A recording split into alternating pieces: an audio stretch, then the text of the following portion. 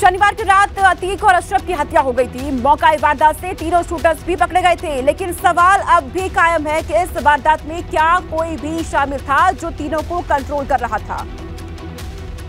शनिवार की रात तकरीबन 10:30 बजे माफिया अतीक और अशरफ पर ताबड़तोड़ फायरिंग कर दोनों को मौत की नींद सुला दिया गया। हत्या की वारदात को अंजाम देने के बाद तीनों शूटर्स ने खुद को सरेंडर भी कर दिया, लेकिन उनसे जुड़े तमाम राज अब भी राज बने हुए हैं। अभी तक यह पता नहीं चल सका है कि यह शूटर कितनी देर पहले मौके पर पहुंचे थे, किस तरफ से आए थे और किस किस तरह से रेकी की थी। उन्हें सपोर्ट के लिए क्या वहाँ कुछ और लोग मौजूद थे? इन सारे सवालों का खुलासा हॉस्पिटल और आसपास लगे सीसीटीवी कैमरों से हो सकता है। इसलिए पुलिस ने हॉस्पिटल के साथ ही रेलवे स्टेशन से लेकर शाहगंज थाने तक लगे सीसीटीवी कैमरों के डीवीआर अपने कब्जे में ले लिए हैं। ये हमारे ठीक सामने आप देख रहे हैं कि ये शाहगंज थाना है, यानी जो हॉस्पिटल है, जो घटना स्थल है, वहाँ से तकरीबन 300 मीटर दूरी पर है।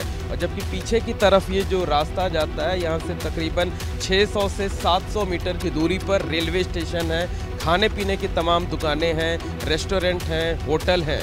तो यहाँ से लेकर वहाँ तक की अगर हम बात करें तो 50 से ज़्यादा जगहों पर सीसीटीवी कैमरे लगे हुए थे, लेकिन पुलिस ने इन सारे सीसीटीवी कैमरों के जो डीवीआर हैं उन्हें अपने कब्जे में ले लिया है।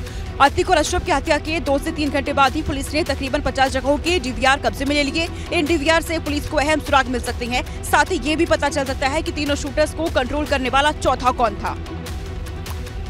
असद के एनकाउंटर के बाद अतीक और अशरफ की हत्या के बाद कयास लग रहे थे कि अतीक की पत्नी शाइस्ता अब और पुलिस से नहीं भागेगी। उसके जल्द ही सरेंडर करने की खबरें तेजी से तैरने लगी, लेकिन शाइस्ता अभी भी पुलिस के लिए मिस्ट्री बनी हुई है। उमेश पाल हत्याकांड के बाद से शाइस्ता परवीन फरार है। पकड़ने के लिए पुलिस ने शाइस्ता पर इनाम की राशि बढ़ाकर 25 से 50,000 रुपए तक कर दी है, लेकिन अभी तक शाइस्ता शिकंजे में नहीं आ सकी है। लेकिन अब पुलिस को शाइस्ता के बारे में अहम जानकारी हाथ लगी है। शाइस्ता परवीन को लेकर प्रयागराज पुलिस को अहम सुराग मिली है। शाइस्ता के प्रयागराज कौशाम्बी बॉर्डर पर छिपे होने की सूचना मिली है। बॉर्डर पर कचहरी इलाके में कई गांव में पुलिस लगातार छापेमारी कर रही है। बरेली, पुरा मुफ्ती, मरियाजही समेत कई इलाकों में पुलिस की छापेमारी जारी है। इधर बाहुबली अतीक अहमद के भाई अशरफ के साले सद्दाम अहमद पर भी पुलिस का शिकंजा कसता जा रखा है। सद्दाम पर भी इनाम की राशि बढ़ाकर 50,000 रुपए कर दी गई है। इस मामले में NPW वारंट भी जारी कर दिया गया है, जिसे सामान्य भाषा में गैर जमानती वारंट कहा जाता है। सद्दाम पर आरोप है कि उसने जेल में शूटरों को अशरफ से मिलवाया था। इसके अलावा उमेश पाल हत्याकांड की जाँच में यह बात भी सामने आई है कि बरेली जेल में बंद अशरफ ने अपने साले सद्दाम के माध्यम से स्थानीय स्तर पर पूरा नेटवर्क खड़ा कर दिया था। मुख्यमंत्री योगी आदित्यनाथ ने एक बार फिर यूपी में बेहतर कानून व्यवस्था की गारंटी का दावा किया है और माफियागिरी को मिट्टी में मिलाए जाने पर बड़ा बयान दिया।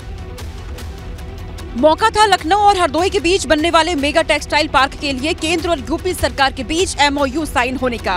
इस कार्यक्रम में केंद्रीय मंत्री पीयूष गोयल समेत अन्य मंत्री और नेता मौजूद थे। इस मौके पर मंच से सीएम योगी ने हल्की सी मुस्कुराहट के साथ कहा कि पहले माफिया प्रदेश के लिए संकट थे, लेकिन मौजूदा स्थिति में वही संकट में है। दरअसल 2 दिन पहले ही प्रयागराज में माफिया अतीक अहमद और उसके भाई अशरफ की गोली मारकर हत्या कर दी गई थी। जो पहले उत्तर प्रदेश के पहचान के लिए संकट थे, आज स्वयं आप देख रहे होंगे कि उनके लिए स्वयं संकट बढ़ता जा रहा है।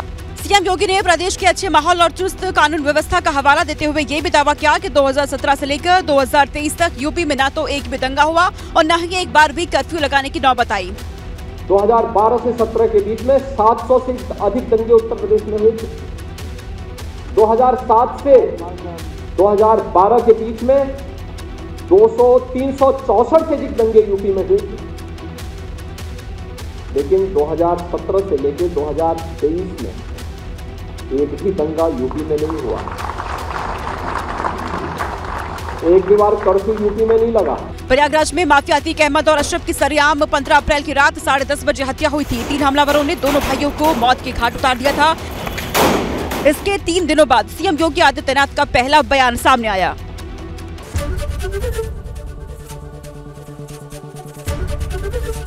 ABP गंगा, खबर आपकी, जुबान आपकी।